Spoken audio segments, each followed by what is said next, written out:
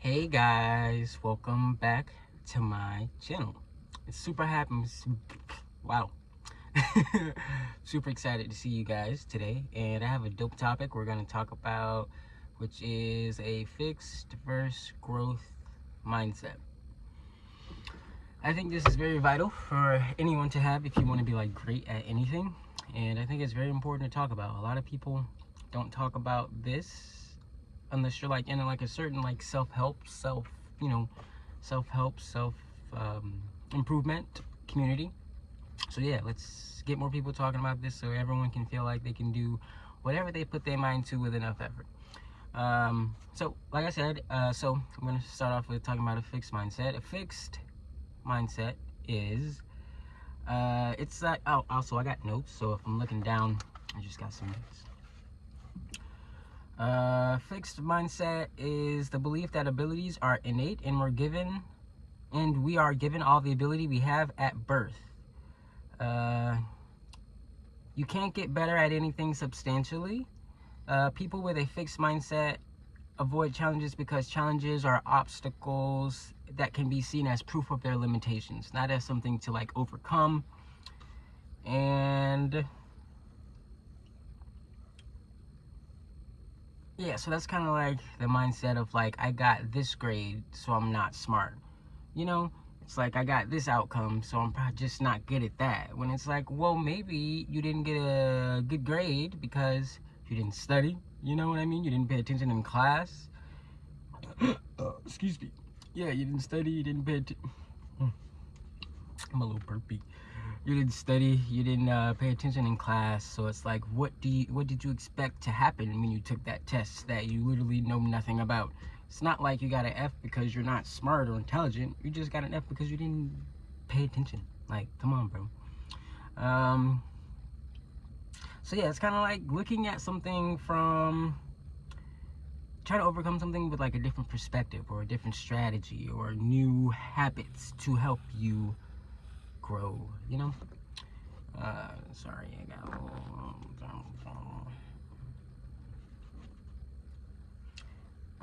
So yeah, like when you first try something, you're usually not going to be like that great at it. So like, don't expect to just be substantially amazing at like anything you try when you first start off. You know, it's going to take time. It'll take effort.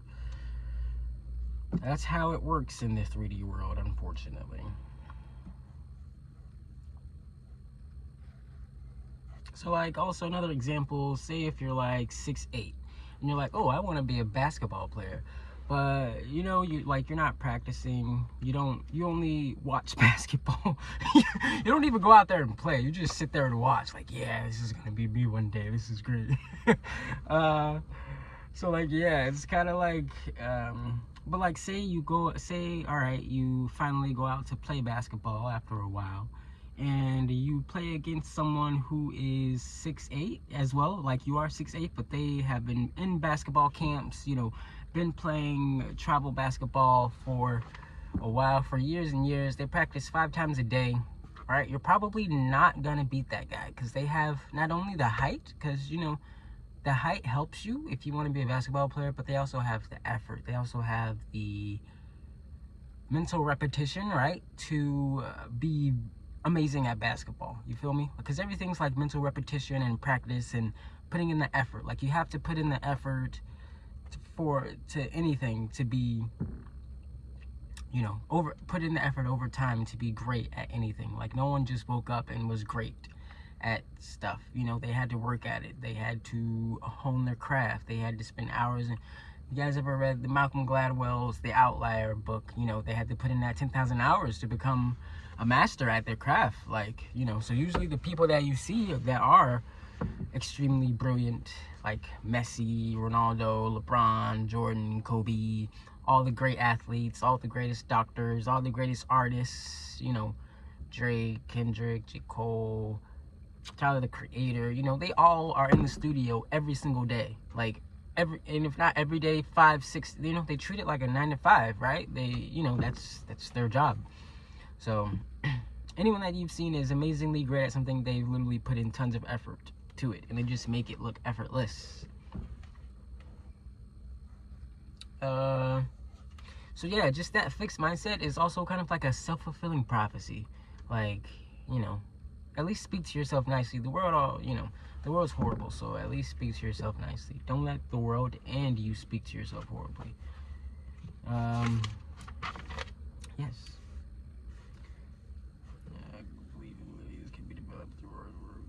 So now a growth mindset. What that entails is believe your abilities can be developed through hard work and dedication. The amount of effort you put in determines your outcome. Your outcome in whatever you're trying to accomplish. Yeah, so say if you're doing something and you're not as good at it, you got to change your approach to it. You got to change your habits. You got to change your effort or just your strategy towards that thing to be better at it. No ifs, ands, or buts about it. You got to.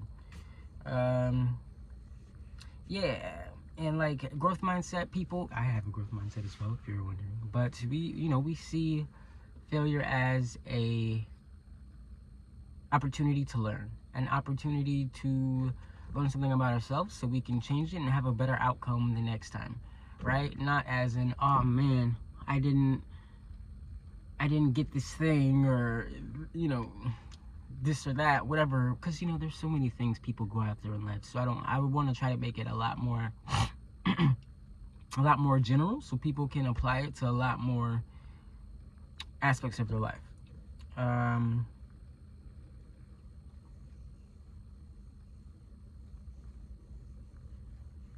Yeah, and they make a conscious effort to do new things, to try new things, to expand their mind, to learn new things, to, like I said, to do new things. And you do new things and you change your routine up, you start to learn stuff about yourself, right? Like you're like, oh wow, I didn't know I was good at this, or oh wow, I don't really like this. I don't think I want to do this anymore because I like this instead. So you know what I mean? You gotta be open to learning and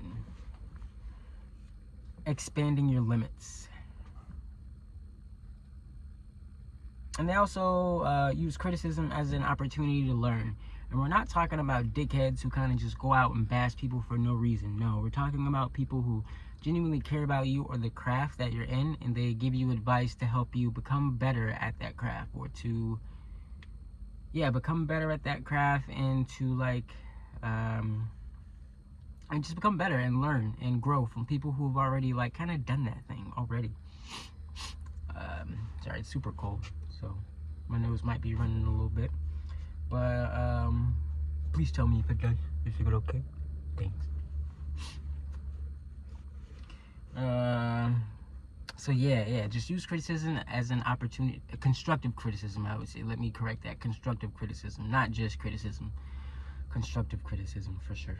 And I think one of the greatest examples of a growth mindset is Kobe being Bryant. Shout out Kobe, rest in peace, Kobe. One of my favorite players ever, for sure. The guy is a legend. But at the start of his career, right? He was in I think it was the 1997 playoffs, like the conference finals, I believe it was.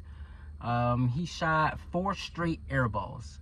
Yes, Kobe Bryant, the great Kobe Bryant, shot 4 straight air balls. And he was talking about it on an interview. He was like, all the shots, they were online, but they were just short. And he was like, okay. So that was one of his first years out of college, or out of high school, because my guy came straight out of high school, legend. And he was like, okay, well, all the shots were online, they were just a bit short. And he was like, well, the college season is 30, 40 games, and then you got March Madness. Well, it's you know what I mean? It's no more than 30, 40 games. And the NBA season, it's long as hell. You know what I mean? It's 82 games, and then you got to play the playoffs as well, which is another... you have to win 16 times to win the finals, the NBA championship, right? So that's at least 16 games. It's usually more. So, sometimes you're looking at a 25 game playoff run, which is a lot more intense, right? And you, so it's just a lot. It's a lot different process to get there than in a college game. And he was like, well, my legs, they weren't there at all once the playoffs came around, because he was so tired. And then he was like, all right, next year they'll be there. they'll be there. So like he changed his whole workout plan, his whole like, you know, whatever to help him be more ready for the playoffs and have the legs when he was shooting his shots later in the playoffs, you know. And you know, he became Kobe fucking Bryant, you know what I mean? So like you know, it worked. It definitely worked. It was a good plan. So yeah, like that's kind of just one example, but like I think Kobe is one of the greatest examples of a growth mindset. Like if you listen to him talk, the way he speaks about basketball and speaks about anything, honestly, it's very like put in the work, put in the effort, and show him how easy it is, because you've done this thousands of times. You know what I mean?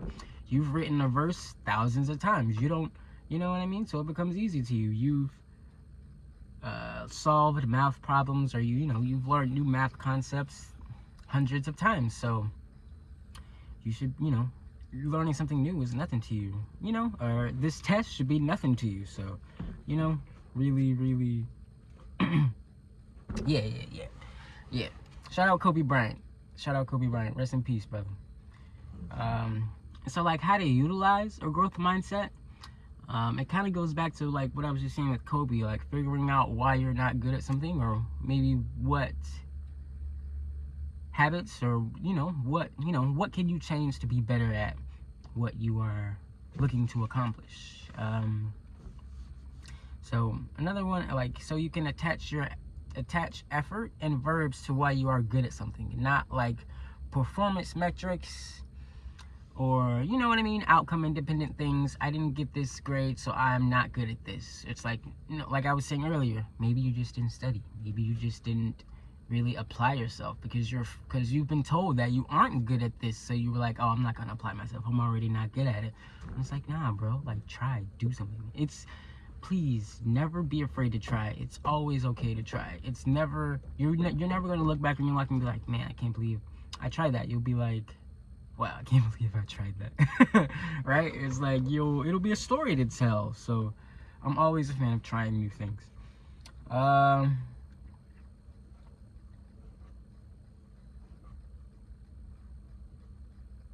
Yeah, like I was saying, don't use performance narrative like good grades or be outcome independent. Have like a structure in place.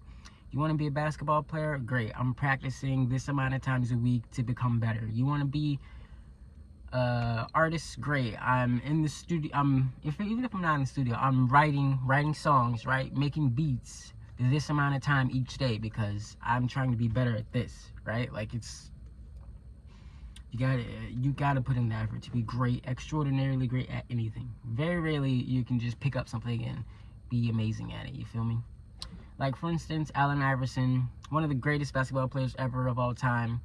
He has that famous, we talking about practice?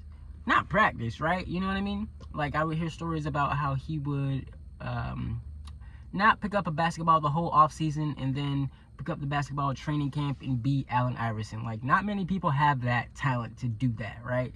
Not everyone's Allen Iverson. And even then, how great Allen Iverson is, there's still a difference in greatness between Allen Iverson, who's one of the greatest of all time, and Kobe Bryant, who's a top 3 player of all time. You feel me? So it's like, you gotta choose your battles. How great do you want to be? You want to be Allen Iverson great? Do you want to be Kobe Bryant great? It's up to you. You put in the work. And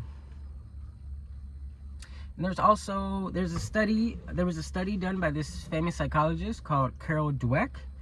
It's about like praising intelligence versus praising effort, and they say praising effort and like persistence is a growth mindset thing, and like praising their intelligence is a fixed mindset thing. And then she did a study of elementary kids where they attributed their like grades or whatever and mistakes, and they were sorry.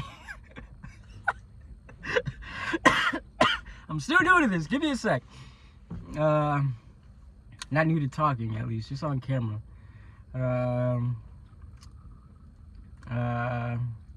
Yeah, so it's like so it's like they praise their intelligence, praising their efforts. So say they got a good grade and they were like, wow, you put in a lot of effort, you persisted through the challenges that, like the problems that you didn't understand, or the words, and you really succeeded, right? Instead of a kid getting a good grade and being like, wow, you're so smart, you're so great, over time, the kids who were praised on their effort got better grades, got persisted more through setbacks, through things they didn't know or understand. They kept pushing to eventually understand it. Whereas the kids who were praised on their intelligence did significantly worse over time, because they were, intelligence as a performance narrative. Like, oh, I'm intelligent because I got this grade. I'm intelligent because you say I am. My teacher says I am. My mom says I am. Not because of anything substantial that's you can grab onto, right? In life, it's more of like, like, you know what I mean? You can control how much effort you put in. You can't control someone saying you're intelligent because you got this grade, right? If you don't get that grade, then your identity is going to be connected to that good, not having that good grade, and you may like spiral down, or you may not think you're smart anymore. It's like, nah, bro, just try more, give more effort. You feel me? Excuse me. So yeah, like that's some of the ways to utilize your growth mindset, is to praise your effort, not your intelligence, is to look and see why you're not as good at something as you'd like, and then try to change it, have better habits. And yeah, I think that's pretty much it. It's pretty much it. This video was actually longer than I thought. But yeah, I think that's it.